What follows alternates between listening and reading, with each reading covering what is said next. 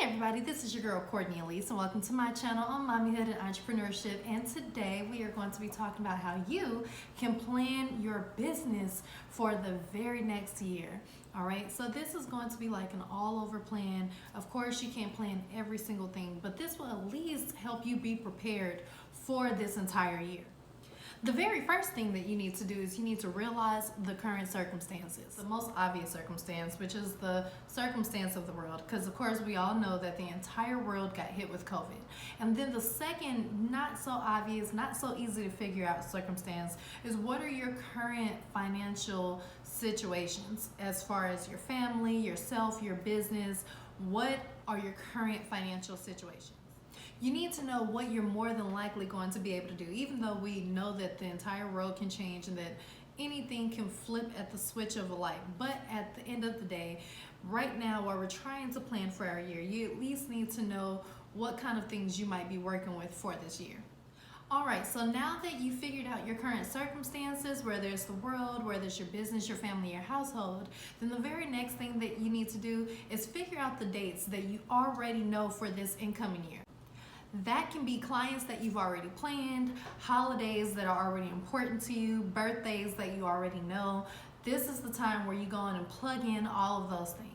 Make sure that if you don't already know birthdays, but they're important to you, your kids, your loved ones, your spouse, if they're important birthdays, then just go ahead and text all of your friends and find out when all of their birthdays are. So then you can kind of get an overall ballpark of when you'll have to go to parties, when you should send gifts, things like that. So the third thing that you want to do is you want to figure out your movable appointments. So this can be dental appointments, your doctor's appointments, different things like that. Things that you can move around if need be. Also, this would include your clients who you know that you're going to have, but y'all haven't quite figured out a date. So for instance, I'm a photographer, and for quite a few people, I have their birthdays and anniversaries already set up for this incoming year, but we haven't figured out the exact date, whether it be because they have to get work called off, or if it's just so far in the distance that we have enough time to plan that closer to, then we just put our schedules together. So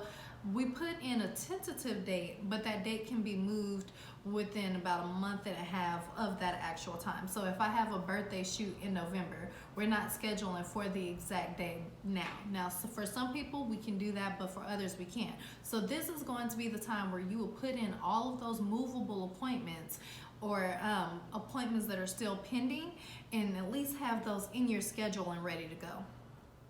The next thing that you're going to put in your calendar is going to be kind of important holidays. Holidays that are not necessarily important to you, but might be important to your clients or might be important to your kids. Things like St. Patrick's Day, or for me, Cinco de Mayo. Cinco de Mayo is fun, but it has nothing to do with like my religion or anything like that. So I still celebrate it in fun and in jest, but it's not something that I myself actually take off of work in order to celebrate. Also, people's birthdays who you're cool with, but not necessarily the most important people to you. So these can be acquaintances, just friends that you're all right with, not necessarily your best friends or your kids' best friends, but these are birthdays that you don't necessarily want to forget. You'll either send them some money on the Cash App, a gift, or at least make sure that you say happy birthday to them at very, very minimum. All right, so the very next thing that we're going to put into our calendars are prospective or already planned vacations, okay? And if they're already planned, then just go and put those dates in there. If they're already paid for and taken care of, go and put those dates in there for sure. And if they're prospective vacations, then put when it would be most feasible for you to actually be able to take that vacation, whether you want to kind of see which month it is or which season, at least just put that in the calendar so you can make sure that it happens. Because sometimes if you wait till last minute, it won't end up happening. And trust me, you don't want to plan to go to Florida or to LA or to Africa or wherever and have not planned this early, because quite frankly, you're not going to have the money for it. And if you do have the money for it, you might end up spending a lot more than you initially intended to spend. So at least just going to get it planned early on, and then that way you don't have to worry about that vacation never happening or costing you a lot more than what you intended on. Okay, now once you have done all of this plugging in, now you want to actually sit and figure out what are your actual goals for this year. We've already talked about our resolutions, I've already done my vision board. Perfectly, you'll see that by the time I do this. I'm not sure if I'm going to put this one up first or that one next, but if it's not already up, it will be the next business video up. So you've already done your vision board, you've already done your New Year's resolutions.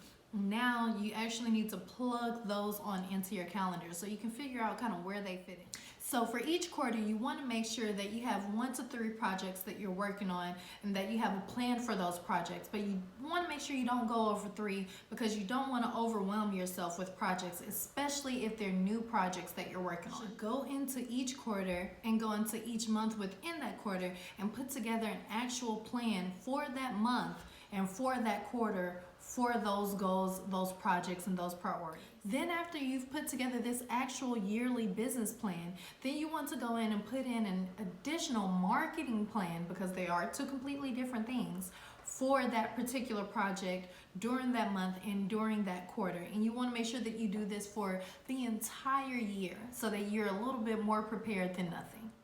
Of course, things can change, but you want to make sure that you at least plan ahead so you give yourself and your business the opportunity for these things to actually happen and in a fruitful amount of time.